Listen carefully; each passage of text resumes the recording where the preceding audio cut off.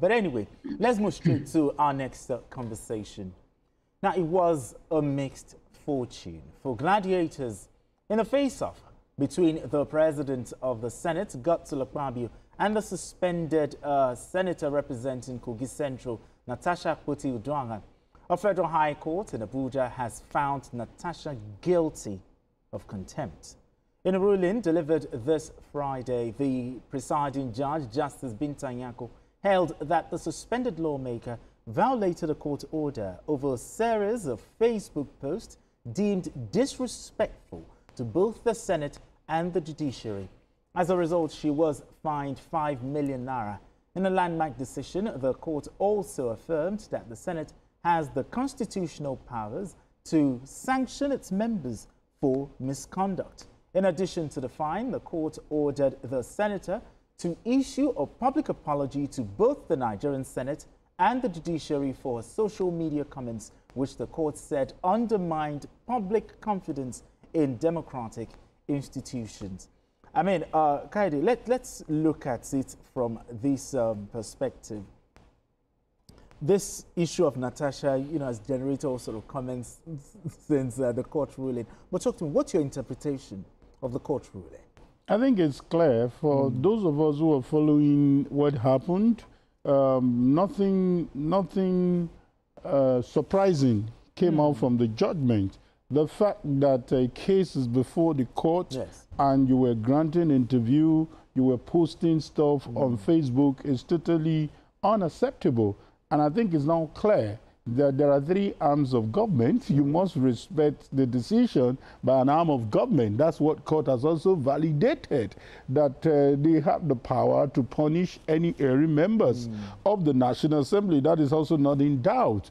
What is important is that, and we're not shocked, we said it on this platform, that 6 months, there is already a judicial precedent that 6 months was on the high side. You understand? They need to count these days, and when you're counting the legislative days, yes, it's not the way we count it, yes, but 6 months was quite too much. And so the court has also affirmed that. But what a lot of people want to know, probably BK will give us an insight on that, is all those sexual allegations, whether there is still a court that will still preside over that. But what has happened today, in my view, nothing surprising. It's what is expected as far as Kayode is concerned. I mean, BK, your thoughts here. Were you surprised, when the court gave its ruling? Did anything surprise you there, or you were expecting that the court will actually go this line? Of the issues before the court, there is not one matter that the court resolved in a manner that came to me as a surprise. All of the issues, the core issues raised in the substantive suit were resolved against Senator Natasha. One, that the Senate has power to discipline members who violate the standing rules. Two, that the action of the Senate President in reallocating Senator Natasha's seat was lawful and within the administrative powers of the Senate President as outlined in Section 6, Subsection 1 of the Senate Rules. Three, that a senator is only permitted to address the plenary from the seat formally assigned to her. Again, that is validated by Section 6 of Section 2 of the Senate Rules. And the court ruled that the Senate President was not in the wrong by reallocating her seat, just as he said that that she had no power to speak from a seat not allocated to her. The court also said that the Senate was right, that the Senate President was right in sending a case to the Ethics Committee of the Senate. These were the main issues that that constituted that formed the substantive matter, and they were all resolved against her. On the issue of 6 months suspension, we all agree that it's excessive. The court ruled that, yes, the Senate has the power to suspend its hearing members, but that the punishment must not be disproportionate to the misconduct that they are talking about here.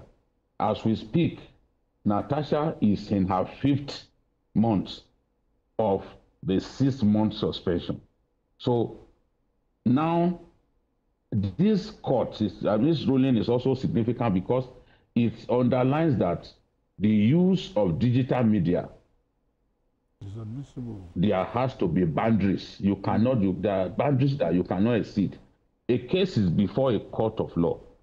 The judge, Justice Murtalan Yako, who used to be the Attorney General of Katsina State when I was still working in the North. That case, the judge was embarrassed by the kind of stories being published and all that.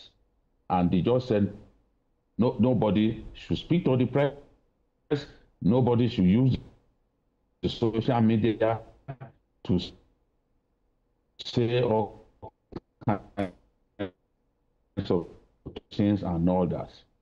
Natasha then went ahead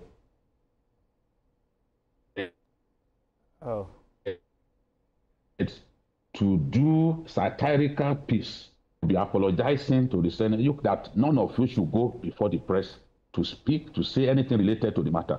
So it was for that reason that she was she was convicted for contempt and fined the sum of 5 million naira. Just similar to what happened to Donald Trump. If she was a lesser person, she could have been sent to jail for contempt because judges take exception to being disrespected in this manner. And you can see that the judge was very... One other thing that I want to talk about is the provision of the Senate rules that talks about punishment and get for misconduct. That portion of the law has to be fully tested because it has never been fully tested. We've had people who are suspended, they came back before even their cases were resolved. There was somebody who was even on suspension, spent a whole year. Nzeribe was on suspension, he spent a whole year on suspension. I believe that this case could be the one that will let us have finality on that matter, maybe to get to the Supreme Court, where we will now be told that, look, for any form of misconduct, yes, you cannot punish a person beyond this number of months. I don't know yet whether the Senate is going to appeal, whether the Senate President and his minders will appeal this matter. But remember, it was Natasha that brought the case to court.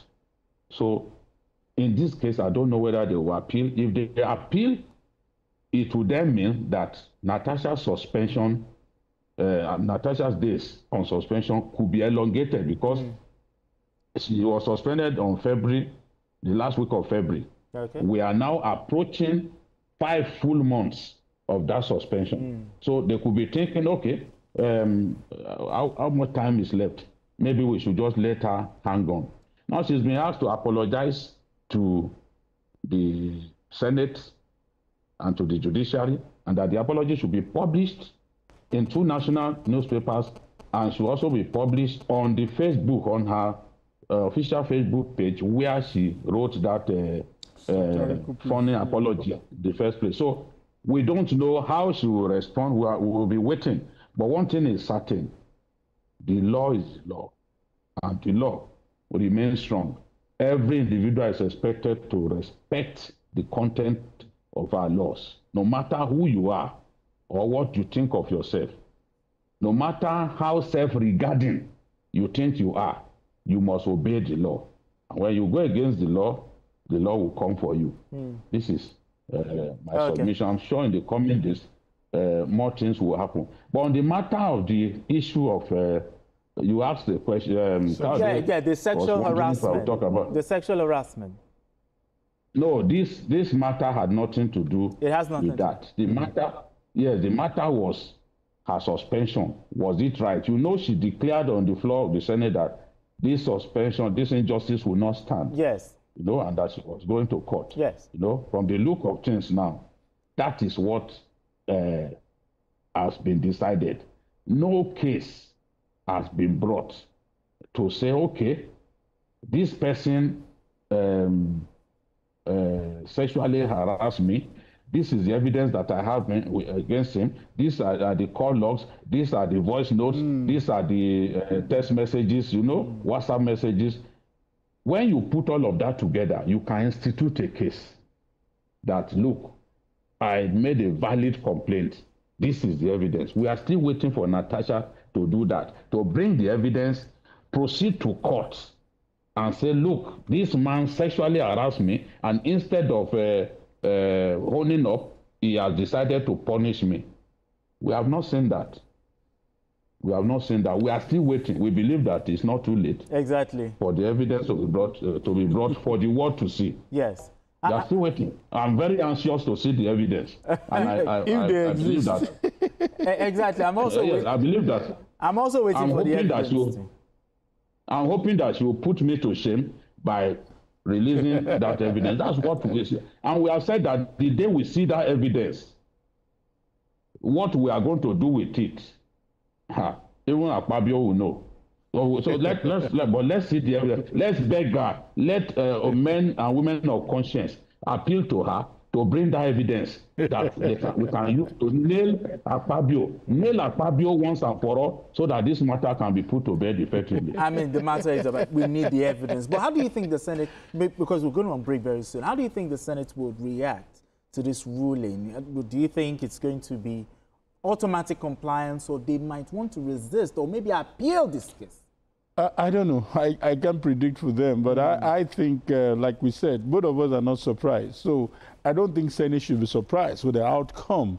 Whatever they want to achieve, I think it's clear that 6 months is excessive. That's the only one that does not in tandem with what they want. But beyond that, every other thing, I think the Senate wins. The fact that she can be punished, any senator can be punished for hearing, you understand? But the one that is the boss there in the social media that people want to know is the one BKO is talking about. But like I said, I think it's important that such allegation should not just go without letting the public know what the truth is all about. But beyond that, I don't think the Senate should waste their time by appealing this. That's just my counsel. I agree with you. All right, we need to go on this quick break. And when we return, the conversation continues. Don't go anywhere.